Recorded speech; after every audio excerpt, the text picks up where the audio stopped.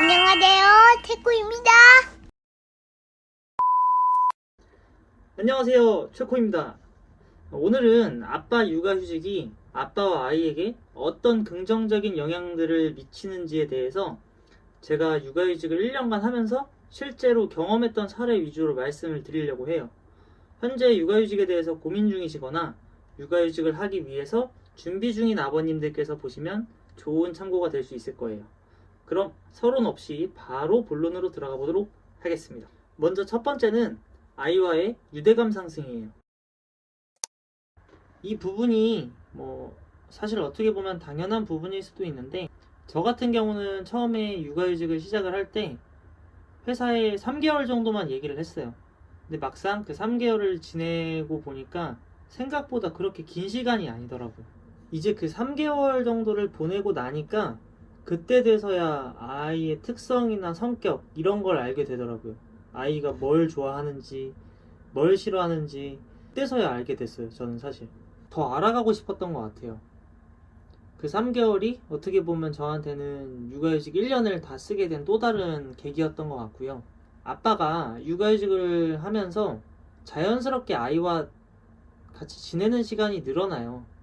아이랑 같이 얘기도 하고 밥도 먹고 책도 읽고 놀이터에서 놀기도 하고 아이 어린이집에 등하원 시켜주기도 하면서 같이 있는 시간이 늘어나는 만큼 서로에 대한 애정이나 유대감도 자연스럽게 같이 상승이 되는 것 같아요.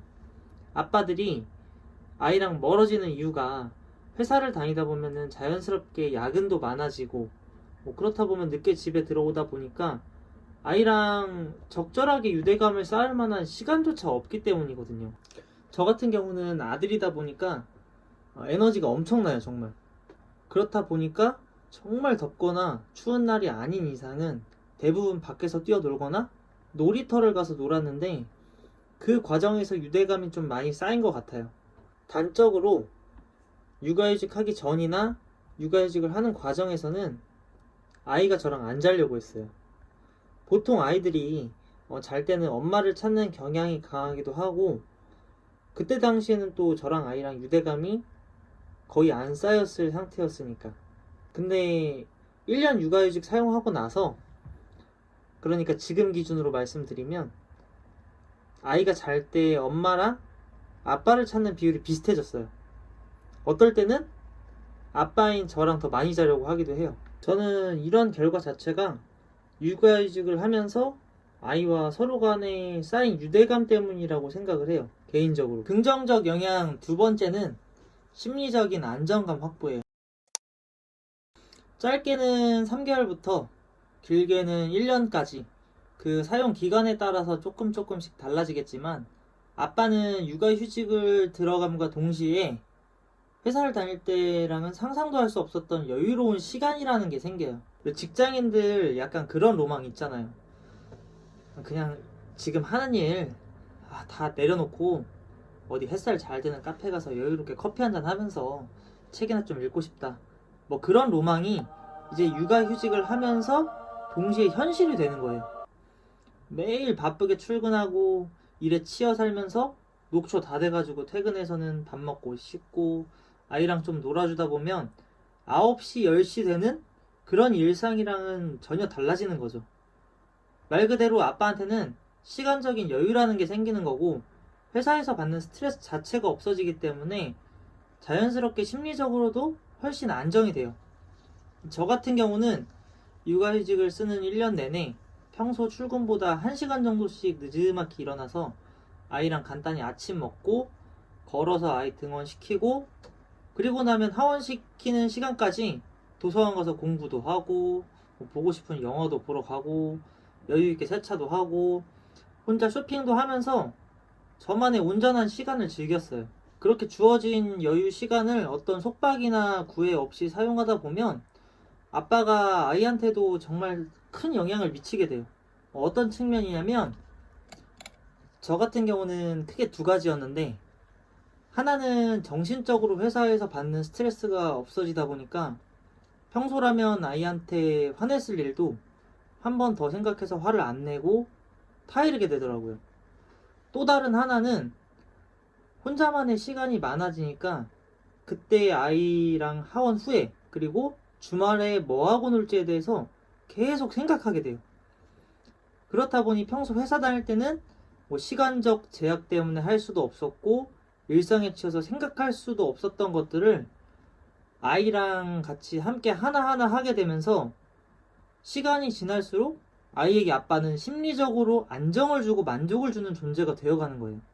그러니까 결론적으로 아빠의 심리적 안정이 아이의 심리적 안정에까지 영향을 미치게 되는 거죠.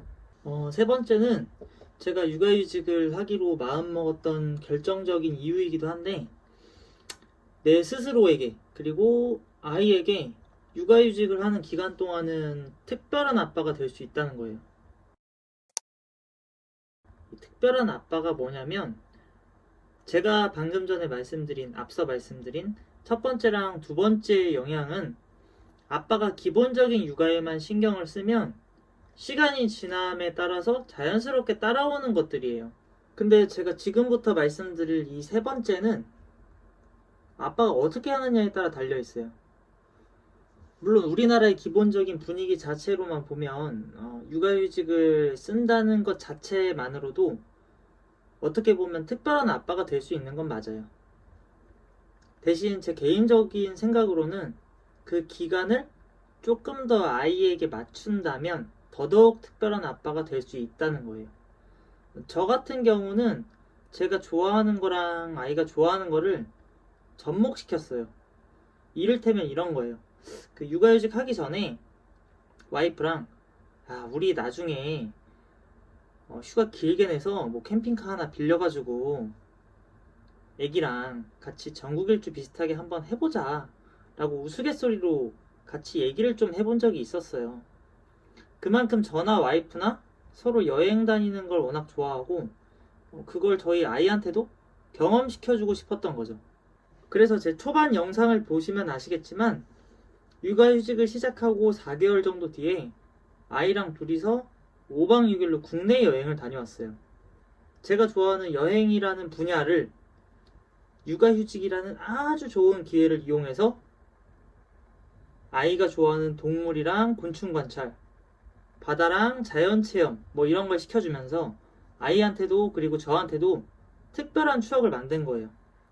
그때 여행했을 당시가 3살이었는데 5살이 된 지금까지도 아이가 당시에 여행하면서 좋았던 여행지에서의 추억을 종종 얘기해요. 나 그거 또 하고 싶다. 거기 또 가고 싶다. 이런 식으로. 솔직히 나중에 성인이 돼서 뭐 다 같이 가족여행을 같이 가는 게 아닌 이상이야 엄마건 아빠건 아이랑 단둘이 여행 갈 수 있는 기회가 거의 없잖아요. 사실상. 돌이켜봤을 때 육아휴직을 하면서 가장 잘했던 일이자 제 스스로한테도 그리고 아이한테도 특별한 아빠가 될 수 있었던 계기이지 않을까 싶어요. 물론 제가 지금 말씀드린 이 3가지 이외에도 아빠가 육아휴직을 함으로써 아빠와 아이에게 미치는 긍정적 영향들은 더 많아요. 다만 제가 육아휴직을 하면서 실제로 느끼고 크게 와닿았던 부분 위주로 큰 틀에서 말씀을 드린 거지, 어떻게 보면 육아휴직을 하면서 일어나는 대부분의 일들이 긍정적 영향이라고 봐도 돼요. 육아휴직을 함으로써 발생되는 부정적 영향은 제 개인적으로는 제로에 가깝다고 보거든요. 얼마 전에 작년 남성 육아휴직자 비율이 재작년 대비해서 23% 정도 늘어났다는 기사를 봤는데 앞으로는 그 폭이 점점 더 커지길 바라겠습니다. 그럼 오늘 준비한 영상은 여기까지입니다. 시청해주셔서 감사합니다. 구독과 좋아요 부탁해요.